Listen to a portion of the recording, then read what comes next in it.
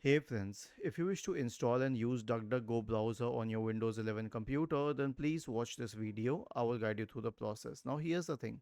While we don't have Google Chrome on the Microsoft Store, we do have DuckDuckGo. So search for Microsoft Store and open it and then search for DuckDuckGo and then go to the DuckDuckGo browser page and click on install. Wait for a few seconds and it will start checking the dependency services on your system and then it will install it. Obviously the system specifications are quite low. Okay, still I'll show you. They are quite low. All you need is a Windows 10 or above in most of the cases. Rest are very normal requirements. And then it will start installing the browser. It's almost 500 MB in size, so it will need some time. And you can also consider shifting to a faster connection, maybe a 5G connection if you have it, and then it can download faster.